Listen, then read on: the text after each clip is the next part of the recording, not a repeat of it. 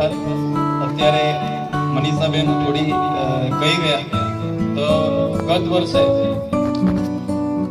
એટલે કે આ ચાલુ વર્ષ 2024-25માં જે ગણિત વિજ્ઞાન પ્રદર્શન હતું એમાં પણ આપણી શાળા ક્લસ્ટર લેવલે પ્રથમ આવેલી હતી અને આપણે તાલુકા લેવલે ભાગ લીધો હતો.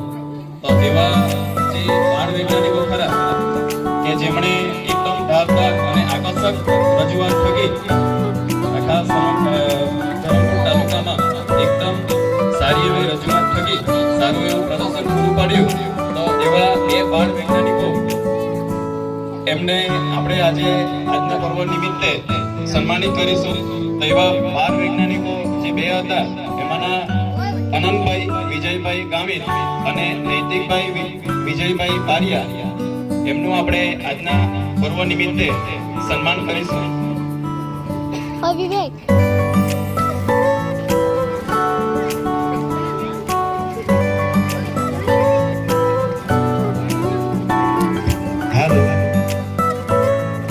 આપણા એસએમસી સમિતિના અધ્યક્ષ અશોકભાઈ આવેલા હોય તેમને વિનંતી કરું કે આગળ આવશે. અશોકભાઈ આવેલા હોય તો हटिया दिख रहा नहीं है भाई वजन से लगा मोबाइल तो तेरा कर मैं तेरा कर साचू सेने तो ना तो पेछल दी छे एमा ना डोडी छे पेछल दी छे यो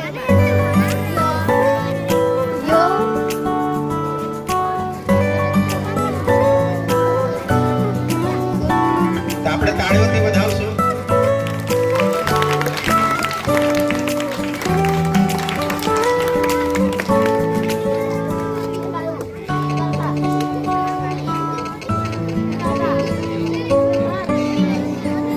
હવે નૈતિકભાઈ આગળ આવશે.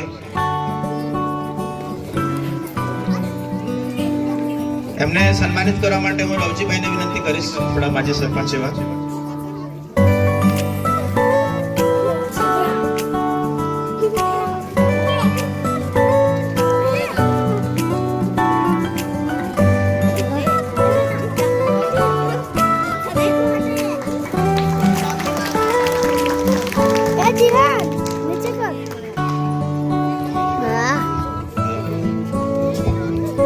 ત્યારબાદ એક સાયન્સ ફેર સિવાય બીજી એક સ્કીમ ચાલે છે ઇન્સ્પાયર એવોર્ડ માનવ.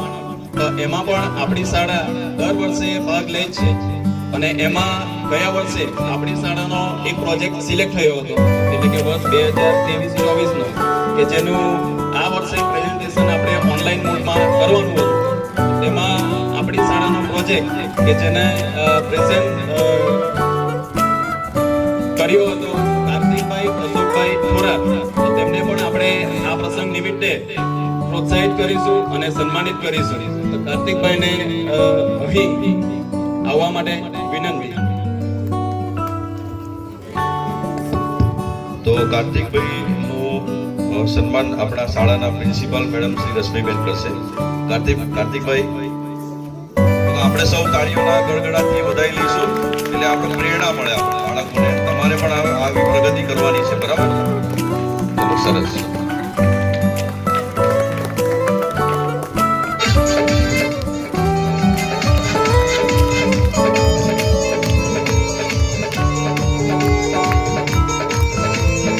મ્યુઝિક સાથે આપણે તાળી પાડીશું.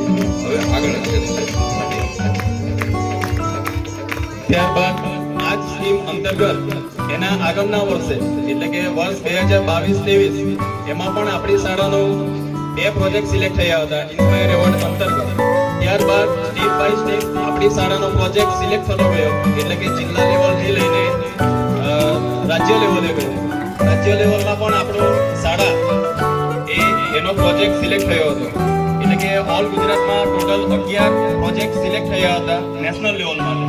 એટલે કે આપણી શાળાની વિદ્યાર્થીની પ્રિયાંશીબેન કનુભાઈ થોરાત કે જેમનો પ્રોજેક્ટ આપણી શાળાનો એ સ્ટેટ લેવલે સિલેક્ટ થઈને નવી દિલ્હી મુકામે નેશનલ લેવલે ગયો હતો અને ત્યારબાદ પ્રિયાંશીબેને ત્યાં પોતાનું એક્ઝિબિશનમાં પ્રેઝન્ટેશન આપ્યું હતું અને તેમાં એમની રજૂઆત એટલી જોરદાર હતી કે આપણી શાળાનો પ્રોજેક્ટ પ્રિયાંશીબેનનો એ નેશનલ લેવલે પણ સિલેક્ટ થયો છે. એટલે આપણે એમને આ રાષ્ટ્રીય પર્વ નિમિત્તે સન્માનિત કરીશું. અને હવે ટૂંક સમયમાં ઓફિશિયલ જે ઇન્સ્પાયર એવોર્ડની વેબસાઇટ ખરી એ પર બતાવે છે કે એપ્રિલ 2025માં જાપાન મુકામે એક્ઝિબિશન થશે.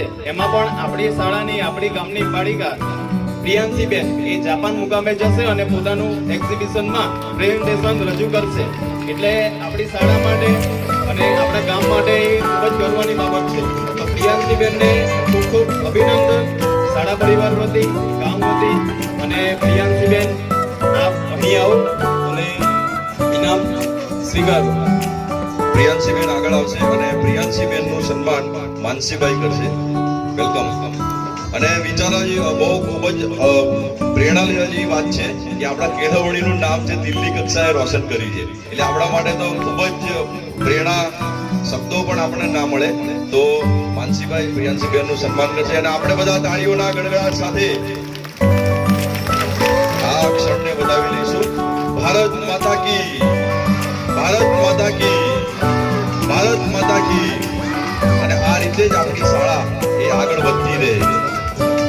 અને આ દરેક પ્રવૃત્તિ માટે આપણા જતીનભાઈ એમણે ખૂબ જ મહેનત કરી છે.